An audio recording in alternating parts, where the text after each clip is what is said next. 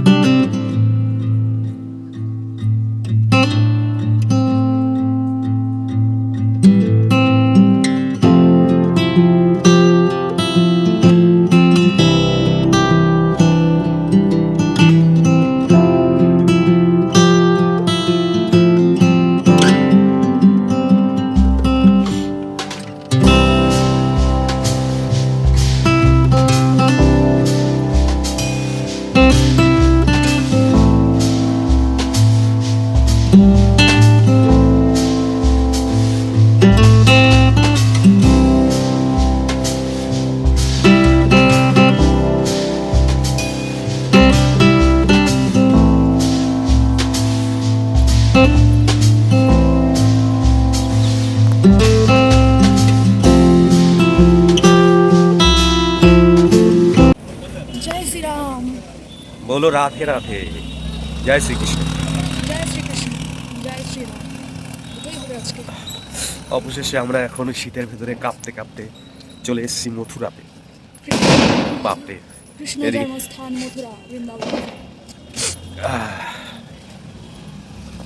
গত বছর এই জানুয়ারির শেষে যখন আমরা মায়াপুর গেছিলাম, তখন না এরকম মানে তিলক কাটার আমার খুব ইচ্ছা ছিল, আর খুব ভালো লাগে, বাট মানে ভাগ্যবশত আর কি কাটা হয়নি। তো সেটা মথুরা এসে সম্পূর্ণ করলাম, এবং দেখো তোমার দাদা ভাইকেও কিন্তু দিচ্ছে। তো ভীষণ ভালো লাগে আমার এরকম তিলক কাটতে। তো চলো এবার মথুরা ভ্রমণ করা যাক। কখনো ভাবিনি যে এরকম জায়গায় আসতে পারবো, আর আজকের দিনে যেখানে রাম মন্দিরের প্রাণ প্রতিষ্ঠা, তার সাথে রয়েছে মা যশোদার জন্ম মানে দিন আজকে, আর তার সাথে চলে এলাম শ্রীকৃষ্ণের জন্মস্থানে। তো সত্যিই নিজেদের ভীষণ ভীষণ ভাগ্যবান বলে মনে হচ্ছে যে আজকের দিনে এখানে আসতে পারলাম। তো দেখো এই যে আমাদের দুজনকে কেমন লাগছে তোমরা কিন্তু অবশ্যই কমেন্টে জানিও। ভালো লাগলে অবশ্যই কিন্তু লাইক, কমেন্ট, শেয়ার, সাবস্ক্রাইব করতে হবে, এটা একদম ভুললে চলবে না। তোমরা যে কেন এরকম ভুলে যাও সেটাই ভাবি না। তো চলো মথুরা তোমরাও আমাদের সঙ্গে সঙ্গে দর্শন করো। হরে কৃষ্ণ কৃষ্ণ কৃষ্ণ হরে হরে, হরে রাম রাম রাম হরে হরে। সত্যি এখানে পা দেওয়ার সঙ্গে সঙ্গে যেন মন দেহ সবই পবিত্র আর শান্তিময় হয়ে গেল। মনেই হচ্ছে না যে এখান থেকে আর ফিরে যাই। তো মথুরা ভ্রমণ তো আমরা করলাম, কিন্তু তোমাদের কিন্তু দেখাতে পারলাম না, কারণ ভেতরে ফোন বা ক্যামেরা কিছুই অ্যালাউ নেই, তাই আমরা একা একাই ভ্রমণ করলাম। তারপরে ওখান থেকে দেখো এখন যাচ্ছি আমরা বৃন্দাবন ভ্রমণে। তো দেখো অনেকজন ছিলাম, কিন্তু বাসে যে কজন ছিলাম সবাই যাচ্ছি। তো চলো প্রেম সে বলো রাধে রাধে, হরে কৃষ্ণ। তো গাইজ, আগের দিনের ভিডিওটা তো শেষ করার পর্যায়ে বা চলে এসেছে, তার কারণ ভিডিওটা শুরু যখন করছি শেষ তো করতেই হবে। আর ভিডিওর শুরু যখন করছিলাম তখন বেশ হাসি খুশি একটা এক্সাইটেডমেন্ট ছিল, বাট শেষ যখন করছি তখন আমার খুব একটা ভালো লাগছে না, কারণ দিনটার প্রথম শুরুটা খুব ভালো হয়েছিল, কিন্তু শেষটা খুবই খারাপ হয়েছে। বলতে তেমন কিছু খারাপ হয়নি, বাট মাইন্ডের ব্যাপার, আমার মাইন্ডটা খারাপ হয়ে গেছে, এটা হচ্ছে ব্যাপার। তার কারণ তোমাদের দেখলে ফার্স্টে আমরা ঘুরতে গেছিলাম আগ্রা ফোর্টে, তারপরে ওখান থেকে গেলাম তাজমহল, তারপরে মথুরা, বৃন্দাবন, শেষ একদম বৃন্দাবন। তার কারণ এটাই, বৃন্দাবনটা আগেও ট্যুর করতে পারতো, দিনের বেলাতে যদি যাওয়া হতো তাহলে হয়তো অনেক কিছু দেখতে পেতাম, বাট সেখানে আমাদের পৌঁছে গেছিলো তখন 10টার সময়, রাত 10টার সময় আমরা বৃন্দাবনে পৌঁছেছি। আমি সকালের কথা বাদ দিলাম, মানে সকাল থেকে সন্ধ্যা পর্যন্ত ঠিক ছিল, মথুরা পর্যন্ত ঠিক ছিল, কারণ ওখানে লাইটিংয়ের ব্যাপারটা বেশ, মথুরাটা খুব সুন্দর হয়েছে, কিন্তু অনলি বৃন্দাবন ঘুরতে আমার একদমই পছন্দ হয়নি। তার কারণ মানে আমি কিন্তু বৃন্দাবন জায়গার কথা বলছি না, আমি জাস্ট ট্যুরের কথা বলছি। কারণ আমাদের যে গাইড ছিল, যে পুরোহিত, বৃন্দাবনের যে পুরোহিত, তো পুরোপুরি এটা একটা ভগবান নিয়ে আর কি ব্যবসা, মানে এইগুলো একটা ব্যবসায় পরিণত হয়ে গেছে, ভগবান ব্যবসায় পরিণত হয়ে গেছে।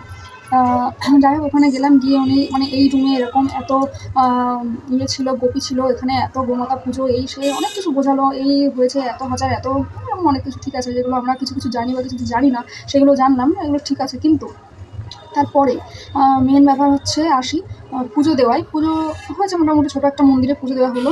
বৃন্দাবনের মেন মন্দির তো যাওয়া হয়নি, মানে বৃন্দাবনের কিছুই না, জাস্ট একটা ছোটোখাটো একটা মন্দিরে। হ্যাঁ, মন্দির ছোটো, কোনো মন্দির ছোটো নয়, কিন্তু তবুও বৃন্দাবন জায়গাটা ঘুরতে অন্তত 7 days, মানে যেটা বললো উনি যে 7 দিন সময় লাগে, তার বেশিও লাগতে পারে প্রপার ঘুরতে। তো সেখানে 1 ঘন্টা সময় না, তাহলে কী করে হয় বলো। তো যাই হোক ওখানে ঘুরলাম, ঘোরার পরে পুজো দেওয়ার পর আর কি মেনলি সেবা, তো বালক সেবা আরও 2-3 রকম সেবার কথা উনি বললেন, যেগুলো নর্মাল হচ্ছে 1690 টাকা থেকে শুরু, মানে ফার্স্ট 1690 টাকা থেকে শুরু, মানে 1700 টাকা থেকে। এগুলো হচ্ছে ব্যবসা। শ্রীকৃষ্ণ কি বলে গেছিলো যে এরকম ব্যবসা এরকম দিতে আর কি, আমার তো মনে হয় না। তো যাই হোক চলো, কিছু করার নেই, কারণ এগুলো ব্যবসায় পরিণত হয়ে গেছে, এখানে বলার কিছু নেই। 1 বস্তা টাকা নিয়ে গেলে প্রপার তুমি ঘুরতে পারবে আর কি, ঘুরে সব কিছু কভার করতে পারবে যদি 1 বস্তা টাকা নিয়ে যাও। তো যাই হোক চলো, এখানে বলার কিছু নেই, যা যেমন লেগেছে। যা হোক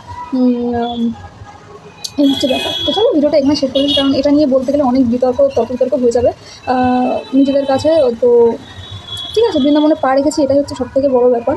আর তার থেকে বড় ব্যাপার হচ্ছে যেদিন আমরা গিয়েছি সেদিন 22শে জানুয়ারি, এক তো শ্রী রাম মন্দিরের তো একটা প্রাণ প্রতিষ্ঠা হয়েছে, প্লাস ওই দিন ছিল মা যশোদার জন্মদিন, মানে দুটো একটা একটা দিনে 2 রকম অনুষ্ঠান আমরা পেয়েছি। তো এটা নিয়ে আমি ভীষণ এক্সাইটেড, বেশ ভালো লেগেছে যখন জানতে পারলাম, তো বেশ ভালো লেগেছে। তো চলো ভিডিওটা এখানে শেষ করছি, কেমন লাগলো অবশ্যই কমেন্টে জানিয়ে, ভালো লাগলে like comment share and subscribe করে দিও। দেখা হচ্ছে নেক্সট ভিডিওতে, সেই বছর সুস্থ থাকো, টাটা।